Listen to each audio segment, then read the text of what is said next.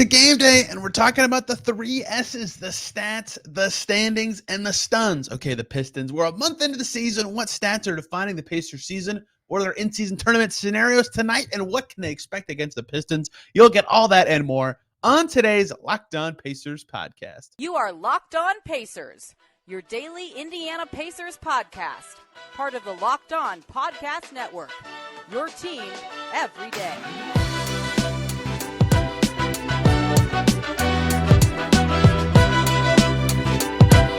Happy Friday, everybody. Congrats, you made it through the week, and welcome into another edition of the Locked On Pacers podcast, where we, of course, talk about the Indiana Pacers. As always, my name's Tony East. I cover the team for Forbes and SI, and today we got a lot to talk about. We're a month into the Pacers season. I'm going to talk about some stats that are defining the Pacers season so far, sitting at 8-6, and I have a hilarious stat that I will lead with when we get there. Then we'll talk scenarios for the in-season tournament. Pacers can go 4-0 in group play tonight if they beat Detroit, but will they host a quarterfinal game? What happens after that? There's still a lot to get to there. And they play the Pistons tonight. We got to talk about the Pistons. Usually, as you've known all season, I like to have a guest covering the opponent team on, especially for these in-season tournament games, but I'm not going to bother. Locked On Pistons coach Kuka Hill on Thanksgiving. You can hear him on Locked On Pistons for more on tonight's Pacers opponent. But I want to talk some Stizzats today. For you listening, it's the 24th. I'm currently talking on the 23rd. Happy Thanksgiving to those of you who celebrated. I am still celebrating right now by talking into a microphone about basketball. Pacers' first game was the 24th. It was the 25th. The NBA season started the 24th. So it's been a month, give or take a day, of the NBA season. Perfect time to really dive into the meat and potatoes of some numbers. We're a little short of what I would call a good sample of like predictability. Could still be some noise or some lighter heavy schedules for the early part of the season, but a good time to kind of reflect and say, what is any team, including the Pacers? What do these numbers mean? Do any of them seem sustainable or unsustainable? And with the Pacers, the high level stuff is kind of funny, actually. On Thanksgiving Day, I just wrote a story about this for the Toronto game. The Pacers currently first in the NBA in offensive rating. That's great. And now, after last night, Wednesday night, the Hornets beat the Wizards. The Pacers gave up 132 to Toronto. And the Pacers are now last in defense. NBA stats. Some sites have them 29th. But regardless of how people track possessions, the Pacers have the best offense in the league and the worst defense. The infamous 130 club. They have reached. Their offense is better than their defense is bad. That's why they're 8-6 instead of exactly 500 or a little under. But that defines their season, big picture to me. They're so good at scoring. They're so hard to stop. Good defenses like Philly and Cleveland cannot stop them. So mediocre defenses cannot stop them. But they also can't stop anybody. And not so great offenses like Orlando and Toronto can put up big numbers against them. And so what gives first, if anything, will define their season. And if not, how much they can sustain their current winning percentage with that model will matter. 8-6 is still like a 45-win season, which is good given where the Pacers were heading in. But obviously, they could want more. Having the best offense in NBA history is certainly something. So let's dive into the meat and potatoes of those numbers here. 1 month in for the Pacers. We'll play good cop, bad cop. And when we have to be the good cop first, we'll talk about the offense, the best offense in the league, highlighted by the highest pace in the league. First in pace, first in offense, 30th in defense is a hilarious stat profile. Depending on where you get your stats from, it could be slightly different. That's not the point of talking about it. Currently, the Pacers are first in effective field goal percentage. The shots they take, get rid of the free throws, the jump shots, the layups, the shots they take from the field go in more efficiently than anyone else in the league when accounting for threes. That's awesome. That's part of why their offense is so potent. And they're second in true shooting percentage. So you bake in free throws, they're not as high, but still amazingly high. They get to their shots fast with their high pace, and they make them. That is the hallmark of a great offense. They can get what they want. And with Haliburton on the floor, they've been elite. I'm going to dip away from the NBA.com numbers and go slightly off to the PBP stats numbers, which is my favorite place. They track possessions a little differently. PBP stats is exact. Doesn't matter too much for this information. Pacers offense with Haliburton on the floor, completely elite, right? Bananas, 127-ish range. I'll get to the exact numbers in a second. Without him, they're okay. They're just fine. And I think that is significant because last year that was not the case, right? You go into last year's numbers, Pacers offense with Halliburton, 118.8 per 100 possessions. That's awesome. That's still a very good number, to be totally clear, and a number that would make them a very good offense. And they were a very good offense last year when he played. But without Tyrese Halliburton last year, their offensive rating was 112.18. That's a bottom five number, right? This year that has changed. That is much better in the Pacers' favor. To get up the exact numbers, because for some reason my query died when I tried to change seasons, and now I can't find Tyrese Halliburton's name on a list. This year with Halliburton on, obviously insane, 127.5 offensive rating. Without him, 115.3. That's not a good number, but that's still right at league average. And so going from bottom five to league average without him has been just as significant in their offensive growth than Halliburton's unbelievable level itself, right? So that is a big stat to me is, yes, of course, they're doing all these things well, making shots, playing fast, being so hard to guard, but it hasn't dropped off as much without their identity setter, and that's been important.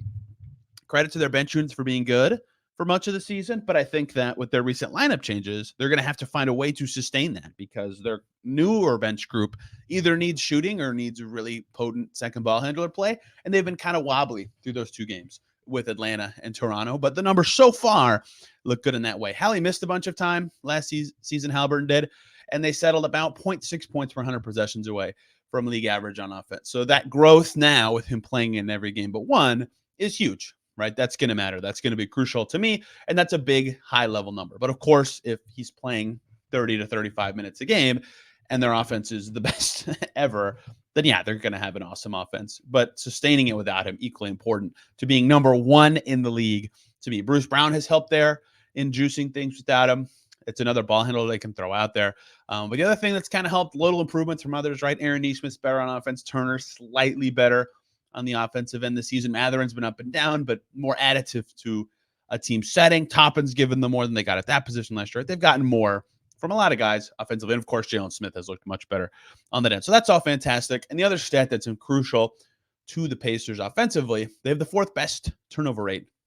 That helps across the board. Guys are not turning it over. So they have a lot of possessions to shoot efficient shots that they make better than most teams in the league, and they have lots of them. And it doesn't really matter who's on the court. They have an average or better offense. That's a great recipe for success.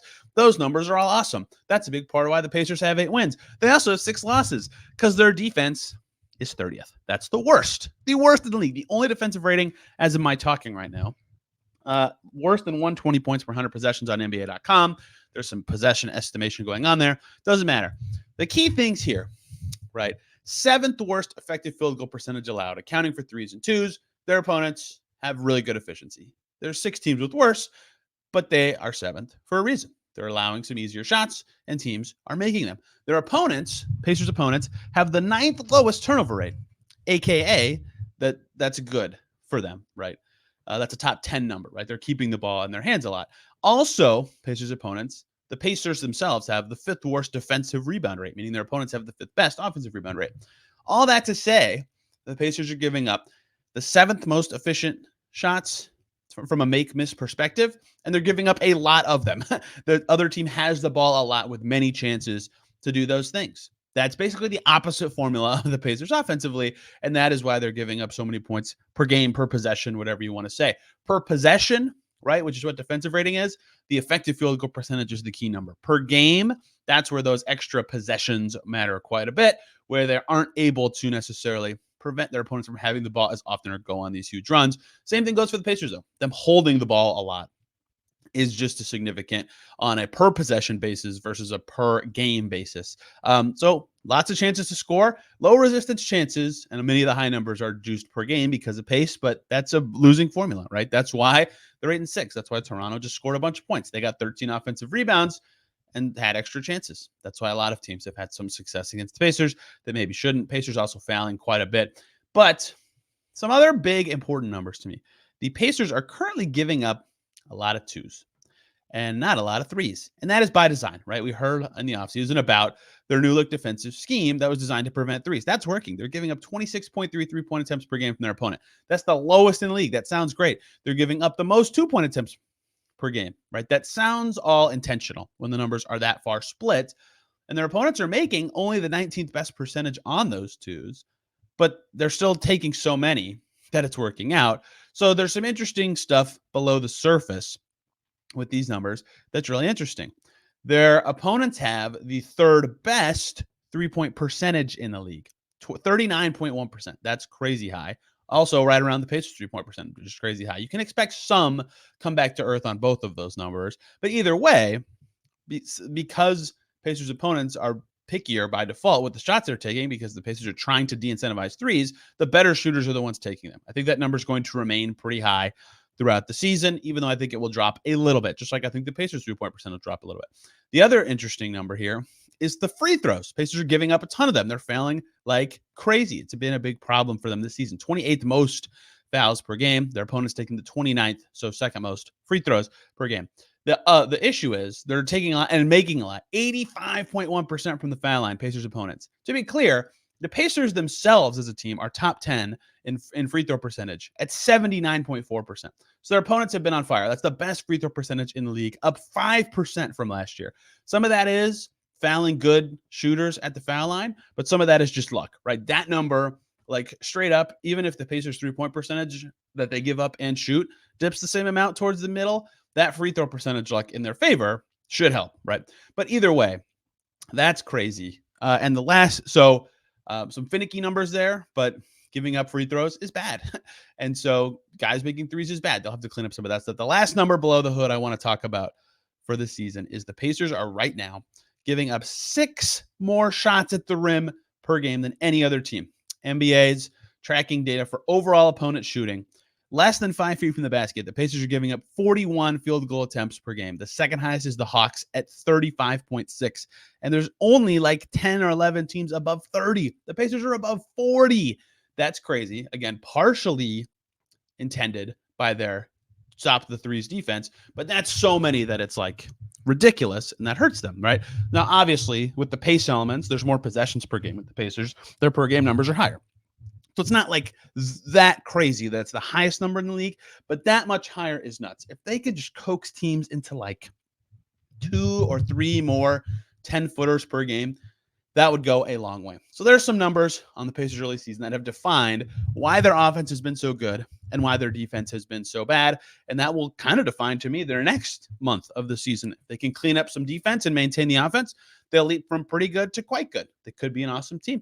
If they lose some of the offense and their identity and they can't get the defense going, they're going to stumble below 500. And that's going to put a ceiling on their defense naturally with how fast they play offensively. So how they can sustain all this stuff will be important. And a lot of it could come on to Tyrese Haliburton, but a lot of it could come down to defensive growth as well. We'll see where this team goes. I find them endlessly fascinating statistically. And they have another chance tonight against the Pistons. We'll talk about them in segment 3, but segment 2, in-season tournament. Pacers play an in-season tournament game tonight. Their last group stage game, but definitely not their last in-season tournament game. They've already clinched the quarterfinals.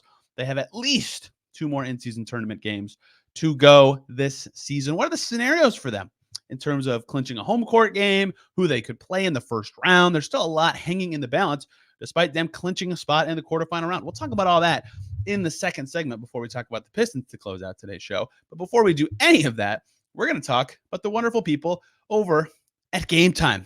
You shouldn't have to worry about when you're buying tickets to your next big event. Gametime, fast and easy way to get tickets for all the sports, music, comedy, and theater near you. They've got killer last-minute deals, all in prices, views and receipt, and their best price guarantee. How do I know how great Gametime is? Because I used it. I went to New York. I wanted to watch the New York Liberty play the Dallas Wings. Enrique Ogunbowale, Notre Dame legend. The Liberty are awesome. They made the finals. I want to see them in person. So I used Gametime to get tickets, and it was awesome. It was a very easy experience. You could see the view from my seat before I got them, and it was spot on. There's no hidden fees. It's super easy. It took me like a minute with just a couple taps on my phone. They have deals on tickets right up to the start of the event, and their Gametime guarantee means you'll always get the best price. That's awesome. If you find tickets in the same section row for less, Gametime will credit you 110% of that difference. How about that? So download the Gametime app, create an account, use the code LOCKEDONNBA for $20 off your first purchase. Terms apply. Again, create an account, use that code LOCKEDONNBA for $20 off. Download Gametime today. Last minute tickets, lowest price guaranteed. Thank you, as always, for making Locked On Pacers your first listen today and every single day. For your second listen, check out Locked On Sports, today's 24/7 live show we've got going on YouTube now. Our first fully live 24/7 feed of all the biggest stories in sports from the Locked On Network. How about that? Something the network is uniquely equipped to do. It's really sweet. Pacers Show's been on there many times because they've been having exciting games. But you can get all the latest from every sport. We've got local experts on so many teams across so many leagues. That's what makes Locked On so awesome to me. Let's keep talking about the Pacers on today's show. In-season tournament game tonight, their final group stage game. So they're done early. They are done before some other teams because the last group stage night is actually next Tuesday to wrap things up for the first part of the in-season tournament. Pacers are 3-0. They have already clinched Group A. That's been well documented. That part's easy to explain. They own the tiebreaker over the Cavs, the 76ers, and the Hawks by beating them. So it doesn't matter if they lose to the Pistons. None of those teams can catch them in an individual tie. The 76ers and Hawks have 2 losses. That's over. Pacers have clinched any head-to-head tiebreaker. They win the group. Even if the Cavs win against Atlanta in their last in-season tournament game and the Pacers lose to the Pistons, the Pacers will be the first seeded team in Group A, which means they can't be the wild card team, which means they will either be seed 1, 2, or 3 in the first round of the quarterfinals, which also means there's about a 2 and 3 chance, if it's just up to luck, that they would host that round. But that's not how it works. There's more elements to this. There's a point differential element. There's a record element. There's a lot that goes in to seeding the 1, 2, 3, 4 of the quarterfinals. So there's a lot to this. So first of all, what else is at stake? What else matters, right? The Pacers play the Pistons tonight. Winning that game and being 4-0 would be significant, right? The Lakers in the West won Group A earlier this week when they beat Utah. And they're 4-0. And every other group in the West, or excuse me, there's another group in the West, Group B, where every team has a loss, which means even if Group C's winner goes 4-0 in the West, the Lakers will be one of the top 2 teams because they're already 4-0. So they're guaranteed to host a first-round game. The Pacers don't have that luxury yet. Why? Because even though they could go 4-0, in Group B, the Bucks and Heat are both 2-0, although they play each other next Tuesday. And then in Group C, the Celtics are 2-0, which means they could go 4-0. So there could be undefeated teams in every single in-season tournament group in the East. So that means even though the Pacers have done a great job to beat the Cavs, to beat the Sixers on the road, to beat the Hawks on the road, and beat 3-0 and clinch this quarterfinal spot, which is awesome, they still have work to do to host the game, and their opponent could still go any number of different ways, even though they can't be the 4 seed. That's still important to note. Even if the Cavs win by 1 million in their final game and the Pacers lose by 1 million to the Pistons, the Pacers win their group, so they're at the top. So they're at least a 1, 2, or 3 seed, which only sort of matters. Either way, there's some scenario stuff to walk through to figure this out. So in Group B, I said there's 2 undefeated teams. That means they obviously haven't played each other, right? Because there can only be 1 undefeated team in a group. So next Tuesday, Milwaukee will play Miami, but those teams both play tonight as well. The Bucks host the Wizards. That should be an easy win for them. And the Heat play at New York against the Knicks. If both the Heat and Bucks win tonight, that means the winner of Group B is guaranteed to be 4-0, which is important because that means the tiebreaker for the higher seed and potentially hosting the first round of the in-season tournament will come down to point differential. We'll talk about that in a second. But the fact that Milwaukee and Miami play next Tuesday means that what could happen is, for example, let's just draw the easiest route to this. Let's say the Bucks win tonight. They beat the Wizards at home. That seems fairly likely. The Wizards haven't won an in-season tournament game yet. But Miami loses in New York. New York's good, right? New York can technically still win this group, although it would take some finicky results, right? So let's pretend Milwaukee wins and then Miami loses. The Pacers will be rooting very hard for the Heat next Tuesday because then no one would go undefeated in that group and the Pacers could host a quarterfinal game. But that still is up in the air. And that group could be a good pick for the wild card team in the East, although the Cavs are also potentially a good pick depending on how their game against Atlanta goes. So that is important to know. The Knicks could also be the team that emerges from Group B, but they would have to beat Miami, obviously, and they would need Milwaukee to either lose to the Wizards or have a 3-way tie at the top of the group and then have an awesome point differential. So the Knicks need to clobber the Heat and Hornets, which is their final 2 in-season tournament games. So keep an eye on the Knicks, I suppose. It's not impossible. In fact, it's not that crazy. It really only requires 1 game outside their control going their way. But I would imagine it's well more likely that the winner of Group B will be Milwaukee or Miami, just given how these schedules have shaken out. So that's worth watching for the Pacers. They would like the winner of one of the groups to not be undefeated. Group C, the Celtics sit at the top. They're 2-0. They are the best team in that group. And they have 2 more games. They play tonight in Orlando against the red hot, yes, you heard that right, red hot Orlando Magic. And then they host the Bulls next Tuesday in a game that should be easy. The Bulls have kind of fallen apart this season. But either way, that group is still in the balance as well. Any team in that group can technically still win it just because of how it's shaken out. It's pretty unlikely either of the 0-2 teams will win it, but Orlando is 2-1, and they still play Boston, of course, tonight at home. So they could go 3-1 and have clinched a tiebreaker over Boston, which means if the Magic win, the Celtics can't win that group, which is kind of wild to consider already, unless they get lucky 3-way tie luck, which requires Brooklyn beating Toronto. There's a lot at stake. I know this is a lot to throw at you, but if Orlando beats Boston tonight, which is a decently likely result, although I would favor the Celtics, of course, they're a fantastic team. But if Orlando wins, that means every team in that group has a loss. And then the Pacers would be hosting a quarterfinal game. So if you want to see the Pacers play a quarterfinal game at home for the in-season tournament, which I think should be, of course, what they want. A home game is better than a road game for something that can't be scheduled until the last possible second. You are rooting for the Wizards, the Knicks, and the Magic tonight. I think that is the key factor here. And then the other thing is if the Celtics and let's just say the Bucks, because it's the easiest because they play the Wizards tonight, run the table and win their groups, then it comes down to point differential. The Bucks currently plus 36. They're rolling through their group, and the Celtics are plus 17. The Pacers are at plus 16, but they've played one more game than Boston. So it is still important for the Pacers to absolutely dominate the Pistons if they can, just to increase their chances of having the best point differential of a 4-0 team. Because if the Bucks go 4-0, that means their point differential's higher than plus 36. And if the Celtics go 4-0, that means theirs is higher than plus 17. So a blowout for the Pacers could be significant in this game, but it's possible they're the 3 seed. If they're the 3 seed, that means they're guaranteed to play either Milwaukee or, either Boston or the winner of Group B, which would be Miami or Milwaukee in the first round.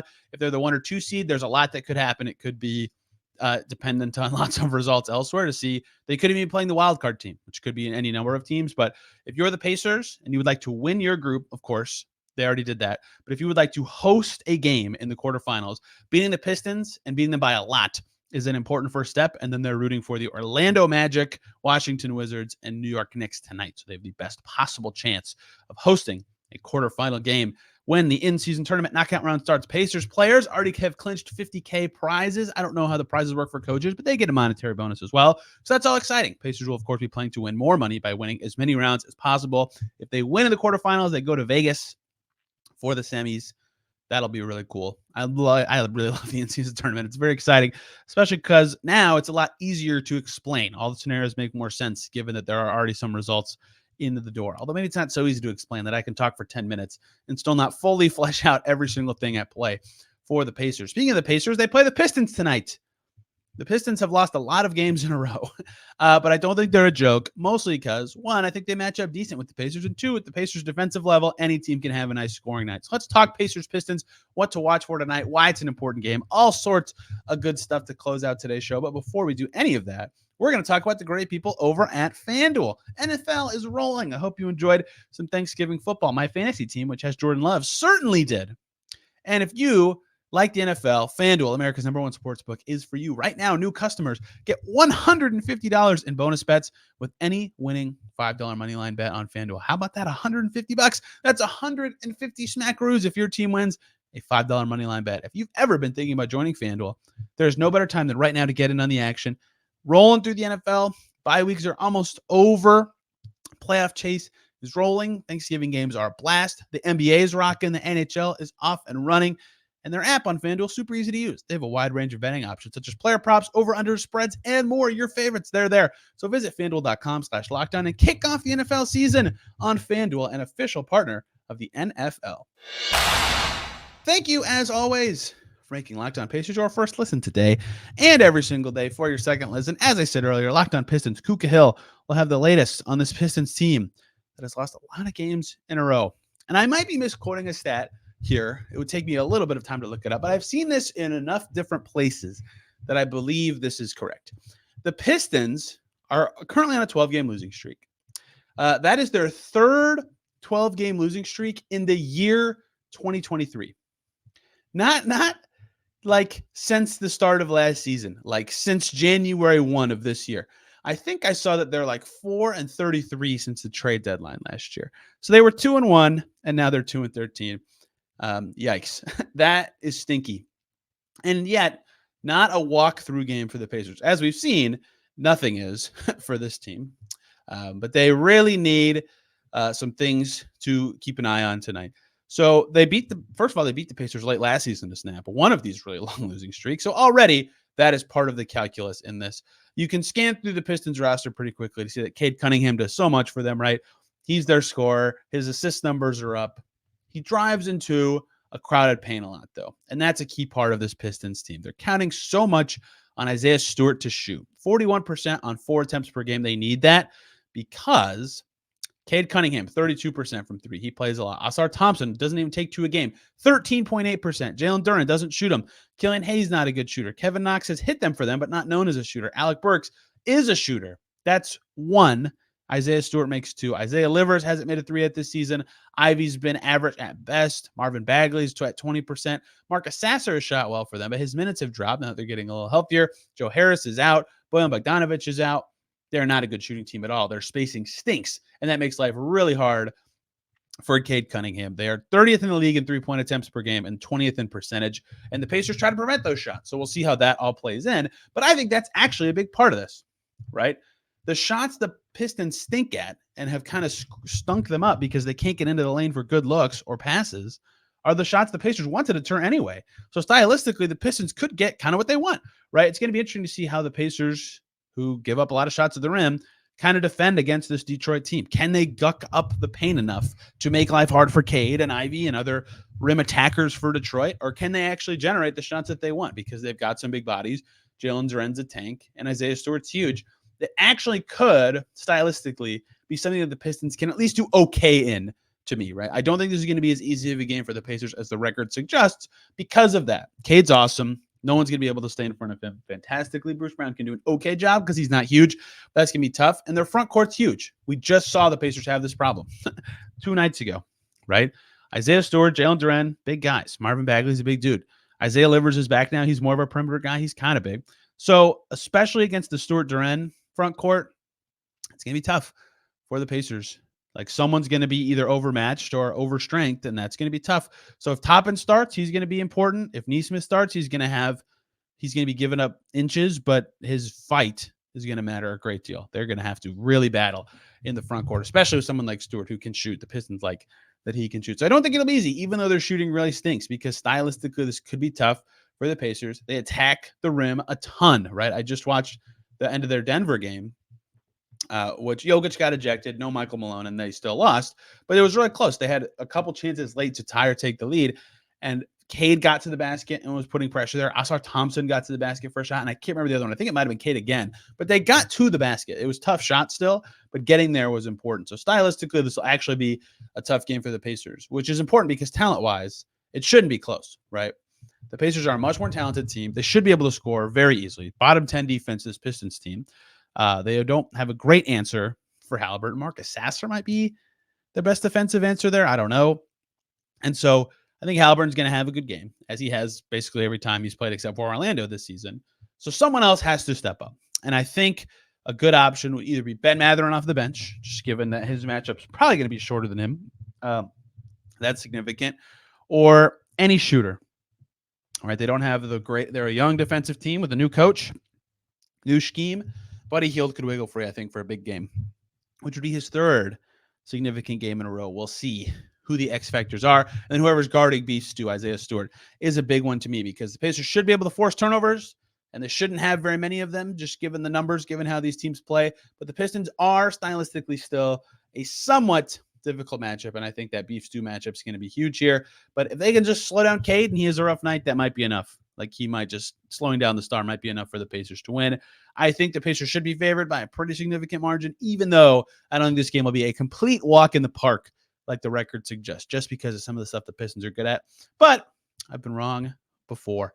We'll see how it goes. I'll, of course, be there, and we'll be talking about it come Monday. We'll be talking about Pacers Pistons. We'll be talking about updated in-season tournament scenarios because there'll only be one round left of the group stage. We'll be talking about some stat deep dive stuff.